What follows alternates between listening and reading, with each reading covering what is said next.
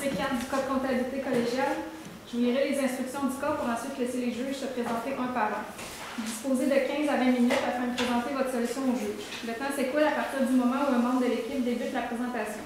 Je vous montrerai le temps restant à l'aide d'un carton lorsqu'il vous restera 10 minutes, 5 minutes, 3 minutes, 1 minute, 30 secondes et les 10 dernières secondes seront indiquées à l'aide de mes doigts. Si l'un des membres de l'équipe continue à parler à la fin du décompte, je vais le signifier, la présentation s'arrête dès cet instant. Si vous faites moins de 15 minutes, il y aura une pénalité d'1 point par 30 secondes manquantes. Les juges bénéficieront ensuite d'une période de questions de 5 minutes, lors de laquelle ils pourront vous demander des éclaircissements concernant votre solution. Notez que lors de la période de questions, aucun décompte du temps ne vous est donné, mais si un membre de l'équipe est en train de parler lorsque le compteur affiche 5 minutes, il est autorisé à terminer sa réponse. Les juges peuvent maintenant se présenter. Bonjour, mon nom est Rémi Chanteau, je suis propriétaire du cabinet comptable avec des services conseils. Moi, c'est Benoît Couture, je suis chef d'équipe au comptable chez Industrial. Je m'appelle Pierre-Yves Ledoux, analyste en certification chez Gilbert Renaud Mathieu Duval. Je suis également candidat à la profession CPSC. Alors, bonjour, c'est un conseil d'administration FIESA. Je me présente, la firme comptable GDM, présentée, constituée de moi, Yvan Jardin, Carl Gagnon et Martin Mathis. Aujourd'hui, vous avez quelques questionnements concernant certains projets d'investissement. On va voir plus en profondeur avec vous comment ça va se passer aujourd'hui pour la région. Pour ce qui est de l'ordre de présentation, en fait, on a des traitements comptables à modifier quelque peu que certains de nos comptables ont fait. On va aller modifier ça un petit peu. On a eu quelques erreurs. On a des revenus annuels du fonds. En fait, on va aller chercher tous les chiffres ce que vous avez fait comme revenu avec vos étudiants, autant temps plein qu'à temps partiel. Ensuite de ça, on analyse des projets que vous avez présentés, les projets 1, 2, 3, les projets, on va faire une petite analyse, une petite conclusion par rapport à ça, qui serait plus avantageux au niveau quantitatif que qualitatif. Le projet choisi, bien évidemment, et l'option de financement choisie au terme de projet qu'on va utiliser. Donc, je vais débuter avec le traitement comptable, donc les erreurs qu'on a pu noter, les ajustements plutôt qu'on devrait faire. Donc, tout d'abord, pour côté le remplacement du mobile bureau, donc ça, il y a eu des immobilisations qui avaient été remplacées. Pour ajuster ça, il avait été mis dans les charges. Donc, pour ajuster ça, il a fallu vraiment, vu que c'est des immobilisations, il faut le mettre dans les actifs à long terme. Donc, on a crédité le compte de charge, frais de bureau, qu'on suppose qu'il a été limité au départ. Puis, on a limité un compte d'immobilisation, donc mobilier de bureau, pour un montant de 314 000 qu'il y avait. Donc, aussi, il y avait le montant de 100 000 qui était avec l'autre, les actifs qui étaient désuets, en fait. Donc, celui-là, on n'a pas pris compte, vu qu'on tient compte des actifs qui étaient désuets, donc on pense que vous n'avez pas vendu. Ensuite, pour la poursuite du donateur, donc, on a décidé de comptabiliser la poursuite. La raison bien simple, c'est qu'on est au courant du montant et également, il y a beaucoup plus de chances qu'on perde la poursuite qu'on la gagne. Donc, il y avait 60% de chances qu'on perde 500 000 mais si on additionne les deux, avec 30% de chances qu'on perde 300 000 donc on peut dire qu'il y a 90% de chances qu'on perde 300 000 de plus. Donc, on comptabilise au plus bas montant. Donc, 300 000 pour les frais de poursuite jusqu'à la poursuite à payer. Ensuite, pour la police d'assurance du fonds, le montant va être divisé en 3 ans. Donc, au lieu, il avait été tout de suite comptabilisé, donc 600 000 il avait tout de suite été comptabilisé. Mais vu que c'est en 3 ans, il faut vraiment mettre 200 000 par année. Donc, parce que les charges doivent être inclus dans l'année où ils sont engagés. Donc, c'est ça, la charge annuelle devrait être de 200 000 Pour pallier à ça, donc ce qu'on pense qui a été fait, c'est on a comptabilisé les frais d'assurance à 600 000 mais pour la première année, ça devrait être juste de 200 000 donc on avait crédité le compte frais d'assurance de 400 000 et là, tout dépendant si ça avait déjà été payé ou si ça n'avait pas été payé tout de suite. Donc, il faudrait limiter le compte soit assurance à payer, les 400 000 si ce n'est pas encore payé, ou le compte assurance payée d'avance, donc si 400 000, le 600 000 total avait déjà été payé. Donc, pour ça, avec les revenus annuels, je vais laisser la parole avec M. Léon. les revenus annuels de fonds. On va chercher, comme je l'ai dit tout à l'heure, autant au niveau temps partiel que temps complet. Temps complet, on estime à 55 piastres par trimestre chaque étudiant. Ce qui fait un total de nombre d'étudiants de 4772.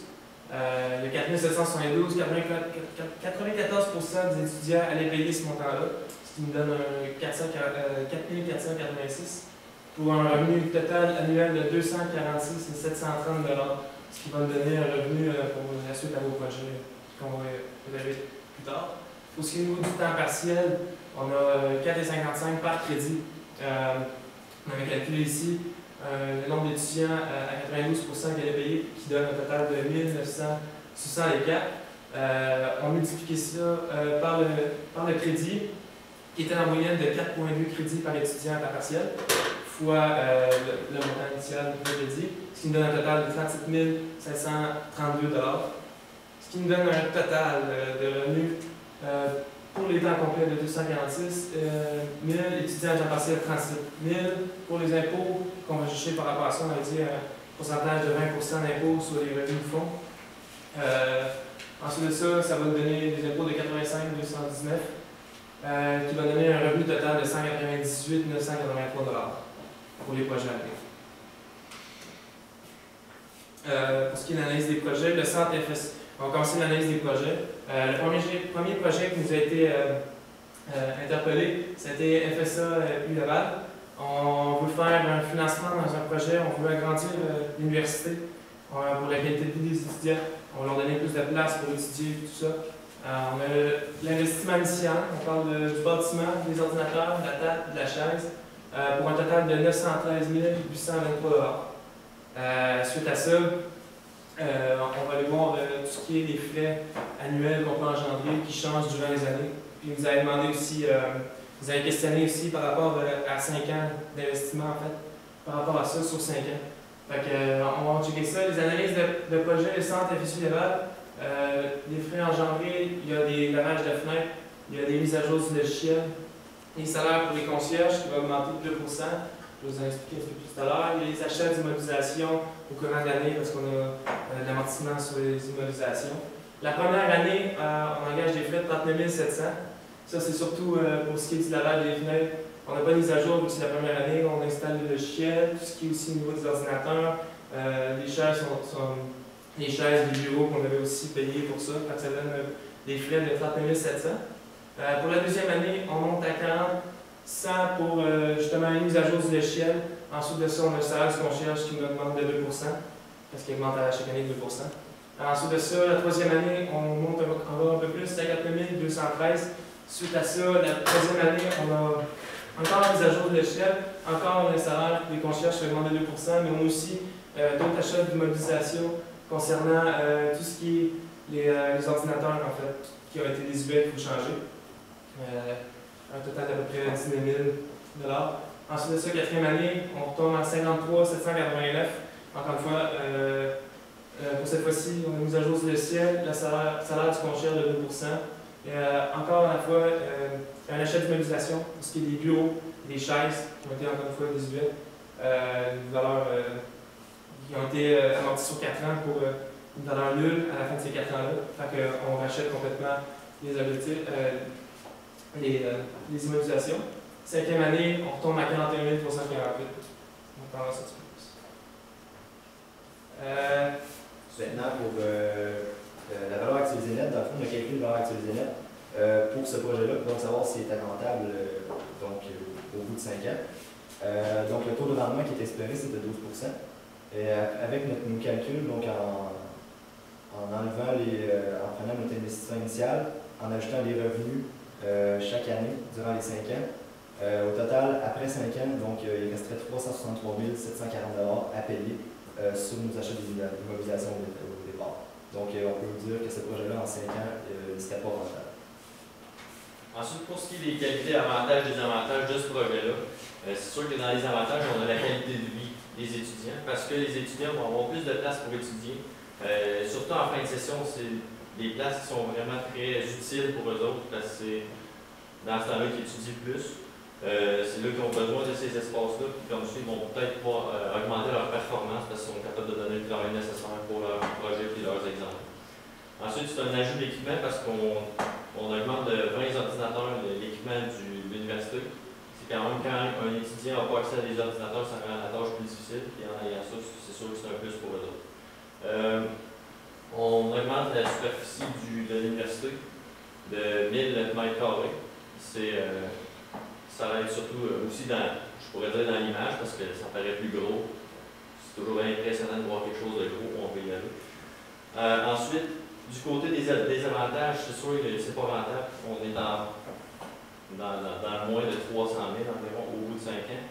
C'est sûr que c'est des longs travaux qui sont engendrés par la construction. Ensuite, le deuxième projet qu'on a eu, c'est les salles de travail. Dans ça, le bâtiment, en fait, c'est qu'il y a comme. Excusez-moi.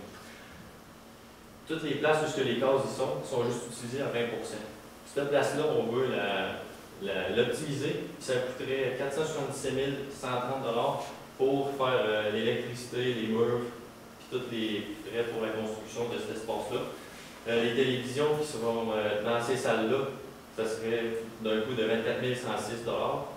Et ensuite, les tables, c'est 6 300 $ et les chaises, 4 200 $. Il faut comprendre qu'on va construire 7 salles différentes où il va pouvoir avoir 12 étudiants par salle, 3 tables dans chaque. Donc, c'est ça le projet d'ensemble pour les salles de travail, pour un total de 511 636 $. Les frais qui vont être engendrés, c'est l'entretien des télévisions. C'est un 35 000 par année, parce que c'est 5 000 par salle pour chaque télévision. Ensuite, l'entretien des salles, c'est encore des coûts qui sont dans les frais. L'achat de nouveaux immobilisations au bout de 4 ans, parce que le mobilier va être changé après 4 ans. Puis finalement, le revenu des gaziers, puisque le 20 % qu'on utilise va nous rapporter de l'argent encore là. Fait que pour la première année, on a des frais de 42 320 $. La deuxième année, on a 42 686. L'augmentation est due à cause des entretiens des télévisions. Il y a une augmentation de 5 % à ce niveau-là pour la deuxième année. Ensuite, pour la troisième année, on a une augmentation de 2 % encore dans l'entretien des télévisions. Puis ce qui donne un total de 42 840 de frais. Puis pour la quatrième année, on change justement les immobilisations parce qu'ils sont désuets pour un total de 66 946. Et la cinquième année, ça retombe normal. Les frais d'entretien de télévision sont devenus stables. Fait qu'on s'est rendu encore à 42 840 $. Côté donc une autre valeur actualisée nette de ce projet-là. Donc on a calculé de la même manière, donc en calculant avec l'investissement initial puis les bénéfices escomptés. Donc après 5 ans, ce projet-là, contrairement à l'autre, lui, devient rentable. Donc de 40 231 $. Ça, c'est la valeur de plus qu'on va avoir qui va être remboursée comparé à ce qu'on a payé. Les avantages de cette salle-là, c'est encore une fois, c'est l'optimisation de l'espace. En ce moment, on a des casiers qui occupent une grande place qui ne sont pas vraiment nécessaires parce que juste 20 % qui sont utilisés. Cette place-là, on peut la prendre sans avoir des grands coûts de construction.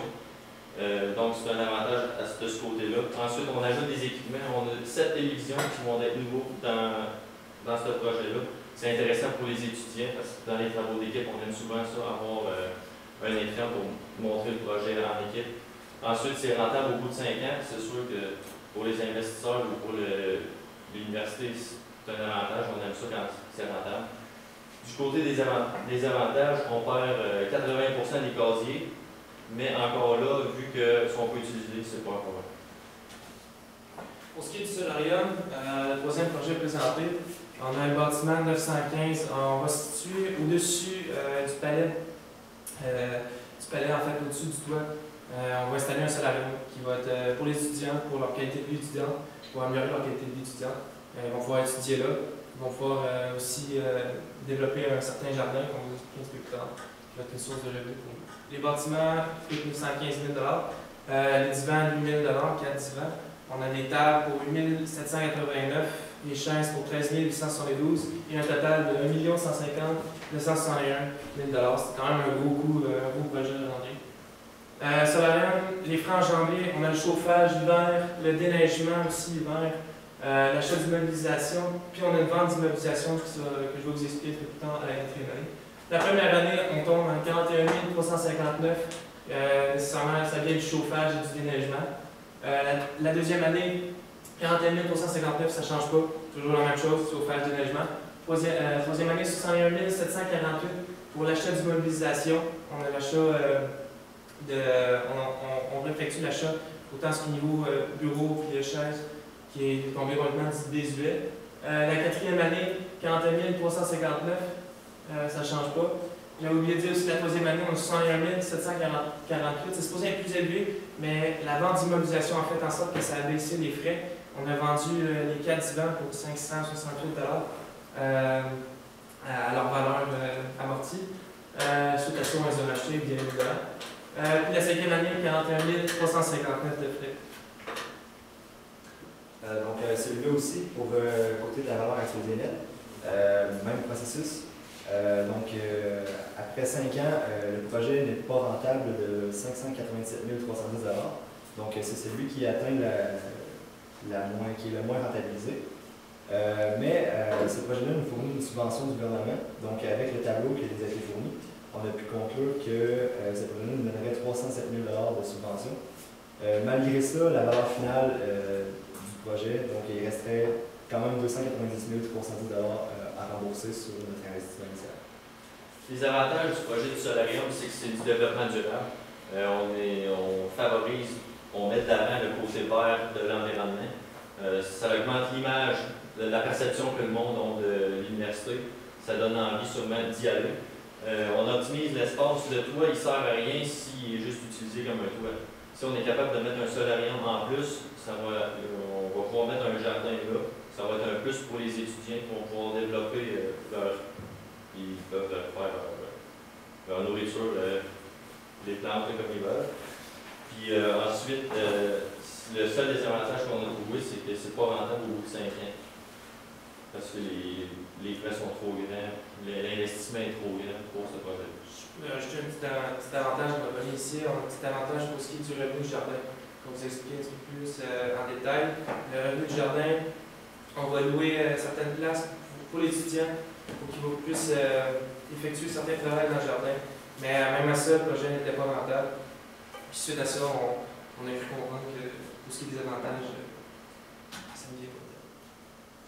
Fait que pour ce qui est du projet choisi, on a choisi le projet de la salle de travail. Non seulement parce que c'est une source de revenus. Ensuite de 5 ans, il devient rentable. Suite à ça, on ajoute l'espace d'études. On ajoute aussi la qualité de vie des étudiants qu'on avait dit plus tôt. Les étudiants vont pouvoir effectuer leur travail comme ils peuvent, comme on avait dit, 7 salles pour à peu près 7 télévisions, puis tout ce qui est niveau technologique aussi, on vient augmenter la performance de l'Université Laval. Ça améliore aussi certainement l'image de l'université. C'est sûr que la qualité de vie des étudiants va augmenter grandement. J'aimerais ajouter aussi que c'est justement en comparant au premier projet, on fait juste optimiser l'espace qu'on a déjà qui ne sert pas, tandis que l'autre, on rajoute de la superficie à l'université. Fait que c'est un peu, on met de l'argent sur l'interne, qu'est-ce qu'on a déjà pour que ce soit mieux pour les élèves. Ensuite, on a 2 options de financement qui nous ont été proposées. Donc, en choisissant le deuxième projet, on a un montant de 511 636. On avait soit l'option de la Banque de Montréal, qui était pour un taux d'intérêt de 2 Le désavantage de ça, c'est qu'il faut l'entente avec la Banque de Montréal, ça serait qu'il faudrait ériger une statue d'une valeur de 455 000 dans les 5 prochaines années. Payé par vos propres fonds. C'est ça. Donc, le coût qu'on a calculé sur le montant de 511 000 ça serait des intérêts de 51 173 $ au bout de 5 ans, pour un coût total de 56 173 $. Ensuite, pour la Banque Royale, il y a un taux d'intérêt de 3 %, puis ils n'ont pas de restrictions par rapport à ça.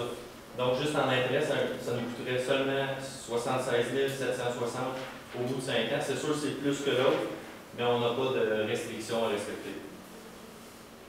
Suite à ça, on va vous effectuer un peu notre proposition à nous. Pourquoi 511 736, le montant emprunté chez Banque Royale? On a décidé, même si on avait des bons fonds de liquidité, des fonds qui peuvent être utilisés pour quoi que ce soit, on a décidé d'aller placer ces fonds de liquidité-là. On parlait de 1 800 000 fonds, à peu près 1,8 million de fonds. Pourquoi placer seulement 1 554 000? On avait parlé d'une poursuite implantée. On s'est dit d'aller chercher l'optimisation le mieux possible. D'un coup qu'on a à payer cette poursuite-là, on va déjà être prêt à pouvoir la payer. Puis ensuite de ça, on a placé nos fonds de liquidité de 1 554 235 à un taux fictif de 1,5 %. Pourquoi un taux fictif? On s'est dit, en allant à la banque, en faire nos propres contrats, nos intérêts face à ça, on pourrait atteindre un taux facilement de 1,5 % à la banque. Suite à ça, ça doit donner des revenus par année de 23 315 $, un revenu total de 116 565 $, ce qui va nous aider non seulement à payer les intérêts qu'on aura sur la banque à faire, suite à notre proposition puis suite à notre projet de développement de l'Université Laval. Alors, c'est ce qui conclut un peu notre présentation de notre projet. J'espère que vous avez aimé un peu nous entendre personnellement sur notre film comptage GDM. On espère avoir quelques questions. Merci. Vous nous proposez comme projet la salle de travail parce que c'est le seul projet que vous jugez rentable. Le rôle de FIESA, c'est de favoriser la qualité de vie des étudiants. Quand je regarde l'analyse de votre projet du solarium, on voit juste des avantages. Vous dites que la seule affaire, c'est qu'il n'est pas rentable. Ça ne vise pas aux besoins que le fonds FIESA, justement, d'aller de l'avant. Oui, merci d'avoir soulevé le point. C'est sûr que, comme vous dites, il n'est pas rentable au bout de 5 ans. Mais le mandat en fait, qu'on a eu, c'est qu'au bout de 5 ans, est-ce que c'est avantageux aux 5 ans? On pense plutôt que c'est à long terme que ça serait avantageux. Parce que c'est quand même un montant de 300 000 qu'on est dans le rouge. Donc, ça serait. C'est sûr que c'est des avantages, mais on a décidé de ne pas trop s'endetter, de justement faire du rendement au bout de 5 ans pour avoir un petit revenu et d'être sûr à ce niveau. C'est ça. Suite à ça, je pourrais ajouter, on a eu certaines tendances, surtout à l'Université de Laval, comme on avait vu. Vous avez dit que vous avez eu un petit peu des problèmes concernant les années précédentes. Vous avez un petit peu de manque de fonds. On s'est dit qu'on n'irait pas pousser à aller chercher d'endettement, parce que sinon, ça pourrait réarriver, ça pourrait réapparaître. Ensuite à ça, oui, c'est une source de revenus, mais non seulement ça aide grandement la qualité de vie étudiante. On parle ici d'ajout de 7 salles d'étudiants. Contrairement au salarium, salarium peut être utilisé comme une salle étudiante, mais on parle plus de repos. Nous autres, si on veut optimiser aussi la salle comme étant une salle de travail, d'équipe qui va optimiser le travail d'équipe pour l'université. Vous avez calculé les intérêts pour les deux sources de financement possibles. C'était sur combien de temps que vous avez financé les prêts? Parce que je pense que ce n'était pas indiqué sur la présentation. Vous avez combien cherché? Mentionner selon chaque banque 2-3%, oui. Puis un total d'intérêt. Le total d'intérêt est fluctué sur 5 ans. Sur 5 ans, on vient chercher ça sur 5 ans par rapport aux revenus qu'on peut utiliser, comme on l'avait dit dans la mission qu'on a choisie. Parfait. Vous ne mettiez pas de mise de fonds à partir. On mentionne qu'on a 1,8 ou 1,9 millions de liquidités pour des projets. Ouais. Vous n'avez pas utilisé ces montants-là? C'est ça. Suite à ça, ce montant-là, on peut l'utiliser, comme j'avais dit, on peut l'utiliser pour le placer. Puis on peut aussi s'entendre avec une banque, parce qu'on n'avait pas eu de détails concernant ça, aller chercher certains montants selon les années pour recouvrir son emprunt. Suite à ça, on peut s'entendre avec la banque concernant un emprunt, concernant aussi la date pour pouvoir effectuer un remboursement de l'emprunt à chaque année. J'ai une petite question pour parler du placement. Je trouve que c'est une bonne idée de placer les liquidités qui sont disponibles. Par contre, je me demandais où est-ce que vous allez les placer parce que bon, nous, on a d'autres choses à payer, c'est certain, il y a d'autres dettes. Selon ce que vous avez calculé, je pense que vous placez pas mal la majorité des liquidités excédentaires qu'on avait. Donc, vous le mettez. Il y a le seul moyen qu'on puisse aller recouvrir ces fonds-là rapidement, donnant fait qu'on a un problème, quelque chose. Bien, les fonds, vous parlez de comme un placement non à terme. Oui, L'argent. Où est-ce que tu peux placer l'argent? Donc, tu peux le placer dans un compte à l'épargne et à libre en impôt. Donc ça, c'est un compte, mettons que le taux d'intérêt est à peu près à environ 1,5 %. Donc il fluctue avec le marché. Puis avec ça, vous pouvez retirer l'argent quand vous voulez. Donc si vous voulez engendrer un autre projet ou développer d'autres choses, ça se retire immédiatement. J'ai une autre question. Pour chacun de vos projets, vous avez des valeurs actualisées nettes. Vous ne donnez pas le détail de vos calculs, c'est pas problématique. Je voulais juste m'en assurer. Les revenus, c'est les revenus que vous allez calculer le 198 000 que vous mettez dans vos revenus annuels. Oui, c'est ça. On déduit, quand on calcule la vente, on déduit les revenus annuels, donc les charges annuelles. Parfait. Donc on utilise vraiment le montant net. Ouais. C'est ça. Je voyais que vous aviez enlevé de l'impôt sur les revenus. En avez-vous tenu compte aussi pour les dépenses? Pour les dépenses. Ben, si nos revenus sont imposables, nos dépenses sont déductibles. Oui, c'est un déductible d'impôt. On n'a pas chargé aussi, comme vous avez pu voir, on n'a pas montré aussi les taxes ou quoi que ce soit du genre. On a cru bon aussi de comprendre un peu l'impôt sur tout le revenu, mais surtout qu'on allait apporter. Ça reste à voir, ça peut être encore évalué parce qu'on n'a pas encore décidé, on n'a pas encore le montant fixe du revenu total.